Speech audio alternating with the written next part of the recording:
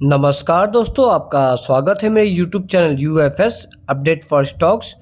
तो इस वीडियो में देखिए हम बात करेंगे ओला शेयर के बारे में। ओके, और कुछ फेमस टर्न अराउंड स्टोरीज की। ओके, टर्न अराउंड स्टोरीज मतलब आप समझते हैं ना, बिजनेस में अगर टर्न अराउंड होता है इसका मतलब ये हुआ कि आप समझ लीजिए एक बिजनेस था जो कि अच्छा नहीं कर पा रहा था, तो उसके वजह से उसका शेयर में बहुत बहुत बहुत गिरावट हुआ।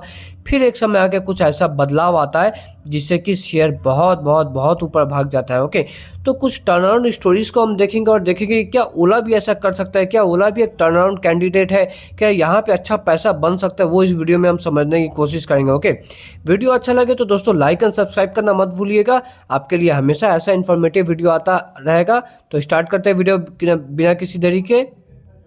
तो स्टार्ट करते ही देखिए मैं पहला पॉइंट आपको ये क्लियर कर दूं कि ये रिस्क है। ओके, ओला में इन्वेस्ट करना या फिर कोई भी कंपनी जो कि एक लॉस मेकिंग कंपनी हो, ठीक है, शेयर में बहुत गिरावट होता है तो उसमें ना इन्वेस्ट करना रिस्क रहता है। ठीक है, आपको पता होना चाहिए ये बात आराम से कि आप एक लॉस मेकिंग बिजनेस में इन्वेस्ट कर रहे हो। ओके, बट खैर मजा तो यही आता है ना कि जब लॉस वाली कंपनी प्रॉफिट में आ जाए तब शेयर 3 4 5 गुना कब हो जाता है समझ ही नहीं आता। ओके, तो रिस्क है बट आपको पता है रिस्क है तो रिवार्ड है। ओके, नो रिस्क, अगर रिस्क नहीं तो रिवार्ड नहीं, अगर आप रिस्क लेंगे तो आपको रिवार्ड भी मिलेगा। ओके, तो अपने पोर्टफोलियो का अगर मैं बोलूँ तो आप ज़्यादा भी ऐसा नहीं कि पोर्टफोलियो का 50% ओला में लगा दिया, ऐसा नहीं करना है।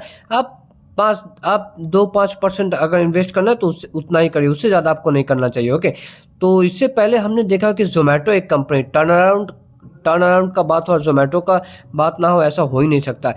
हमने देखा है कि जोमेटो कंपनी ने कितना अच्छा एक टर्न अराउंड बिजनेस स्टोरीज हमें दिखाया है। जोमेटो कंपनी जब लिस्ट हुई थी, ओके, तो आपको पता है कि ये करीब करीब 150-60 के आसपास लिस्ट हुआ था। ओके, और वहाँ से लिस्टिंग के बाद ही जो गिरावट हुआ, मुझे अभी भी याद है कि जब ये लिस्ट हुआ था 160-50 के आसपास, तब RJ Rakesh Jhunjhunwala, late Rakesh Jhunjhunwala sir ने बोला था कि मिलेंगे जब ये शेयर 40 पे आ जाए, तो ये सच में 40 पे आ भी गया। तो इससे पता चलता है कि आरजे सर का जो नॉलेज था वो मार्केट से लेके वो कितना अच्छा था। ओके, बट एनीवे जब 40 पे आया तब आपको पता है कि जोमेटो ने क्या किया, इन्होंने ब्लिंकिट को एक्वायर किया, और ब्लिंकिट का जो एक्वायर किया ये सब कुछ बदल दिया जोमेटो के लिए। उसके बाद से ब्लिंकिट का रेवेन्यू एग्रेसिवली बढ़ते गया टाइम के साथ। ओके, ब्लिंकिट से इनका रेवेन्यू का एक बड़ा पुश मिला, और खैर इनका फूड डिलीवरी वाला बिजनेस वो तो खैर था ही। ओके, और आज ऐसा समय आ गया कि आपको पता है कि जोमेटो कंफर्टेबली अच्छा खासा प्रॉफिट में आए। हाँ, अभी रिसेंटली Q1 वाले रिजल्ट में थोड़ा सा प्रॉफिट डाउन हुआ है। ओके, वो क्योंकि कंपनी ने कुछ अपने बिजनेस को कुछ एक्सपैंड करने के लिए एक्चुअली कुछ एक्स्ट्रा खर्चा कर दिया। बट एनीवे आपको पता है कि अब ये कंपनी कंसिस्टेंटली प्रॉफिट बनाती है। और जब याद रखिए एक समय जब बॉटम कंपनी ने हिट किया था तब ये 40 रुपये के करीब बॉटम हिट किया था, आज कहाँ 300, मतलब आप समझ रहे हैं 7 गुना से ज़्यादा कंपनी ने वेल्थ बना दिया। ओके, तो जैसे मैंने आपको स्टार्टिंग में ही बोला कि जो कंपनी लॉस मेकिंग होती है उसमें वही तो फ़ायदा होता है कि जब वो प्रॉफिट में आना शुरू करती है ना तो शेयर कब 2-5 गुना हो जाए आपको समझ भी नहीं आता। वैसा ही एक और कैंडिडेट है पेटीएम। ओके, हाँ मुझे पता है कि ये आईपीओ प्राइस पे नहीं पहुंचा, बट एक बार इसको भी स्टडी करते हैं। लिस्टिंग तो करीब 1700 पे हुआ था, लिस्टिंग के बाद ही बहुत गिरावट हुआ। उसके बाद बीच में आपको पता है आरबीआई के कुछ रेगुलेटरी नॉर्म्स को भी इन्होंने फॉलो नहीं किया था, तो इसके वजह से इनके ऊपर बहुत कड़ा मतलब छड़ी, आरबीआई का छड़ी चला था, जिसके वजह से कि शेयर ने पिछले साल 2024 के स्टार्टिंग के करीब में बॉटम हिट किया था, कितना करीब 350 के आसपास। ओके, और उसके बाद कंपनी ने इसने भी कुछ अपने बिजनेसेस में कुछ चेंजेस किया। क्या किया, इनका टिकट बुकिंग वाला बिजनेस इन्होंने बेच दिया। ओके, और फिर साथ ही अभी जो रिसेंट FY26 का Q1 का जो रिजल्ट आया उसमें हमें देखने को मिला कि ये भी कंपनी प्रॉफिटेबल हो गई। ओके, और फिर जैसे कंपनी प्रॉफिटेबल हुई तो आज देखिए आज बॉटम से आज शेयर के दाम करीब करीब 1050 से भी ज़्यादा है। ओके, 1067 करीब है। ओके, मतलब शेयर डायरेक्ट 3 गुना हो गया। ओके, अब मैं एक बात बताना चाहता हूँ, अभी जो रिसेंटली Q1 आया का जो रिजल्ट है ना, इसमें भी इन्होंने बहुत कुछ बदलाव किया था। क्या इन्होंने बिजनेस में चेंजेस किया था, इन्होंने अपने एडवर्टीजमेंट का जो खर्चा हुआ था उस पर कंट्रोल किया। ओके, और भी कई सारे एक्सपेंसेस पे इन्होंने कंट्रोल किया तो कंपनी प्रॉफिट पे आ गई। ओके, अब मैं पेटीएम और जोमेटो से रिलेटेड वैसे आपको एक बात बता दूं कि जोमेटो जो है ना,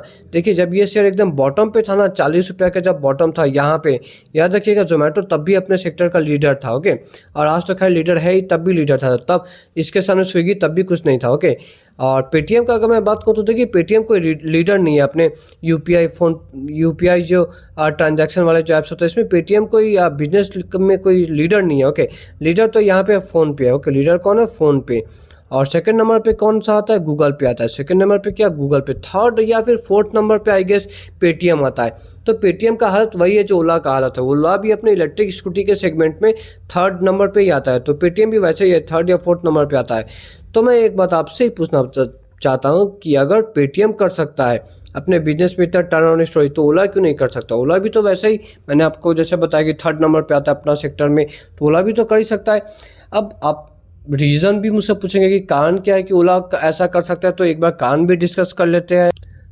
लेकिन कारण डिस्कस करने से पहले एक बार ओला शेयर का भी परफॉर्मेंस देख लेते हैं। जब जिस प्राइस पे लिस्ट हुआ था वहाँ से आज करीब 54% डाउन है, और अगर ऑल टाइम हाई से आप कंपेयर करें तब तो भैया 65-70% करीब डाउन है ये शेयर। ओके, बहुत डाउन है, बहुत लोगों का पैसा डूबा है। ओके, एनीवे अब कुछ जो पॉजिटिव चीज़ जो मैंने ओला में लास्ट कुछ 1-1.5 महीने में नोटिस किया वो है कुछ न्यूज़ आर्टिकल्स मैं आपसे शेयर कर रहा हूँ।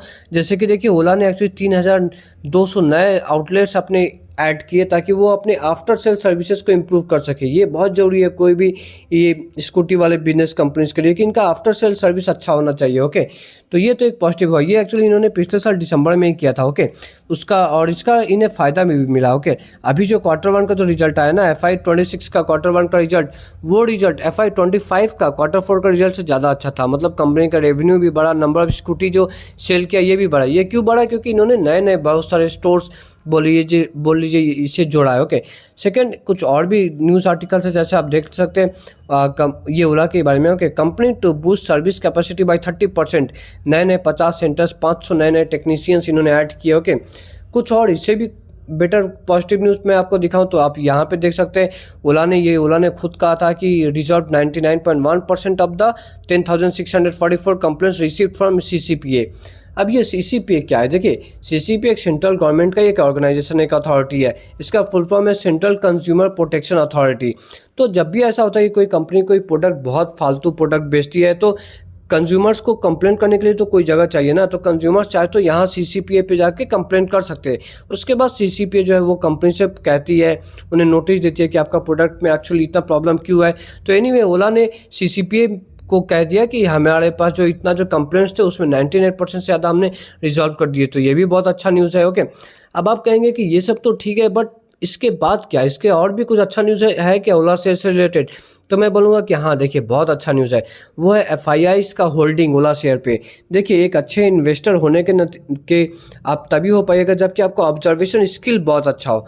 मुझे पता नहीं आपने नोटिस किया कि नहीं, बट हाँ मैं आपको ओला में FIIs का होल्डिंग का पैटर्न एक बार दिखाता हूँ। आप देखिए जब लिस्ट हुआ था तो FII का होल्डिंग कितना था? 4.18%। उसके बाद FII ने होल्डिंग कम किया, कितना हो गया? 2.1%। लेकिन अब इसके बाद देखिए 2.1% के बाद ये जो मार्च 2025 वाला क्वार्टर था FII का होल्डिंग बढ़कर 2.89% हो गया। उसके बाद फिर मार्च 2025 के बाद ये जो अभी जून 2025 वाला क्वार्टर है इसमें FII का होल्डिंग बढ़ के कितना हो गया? 4.47।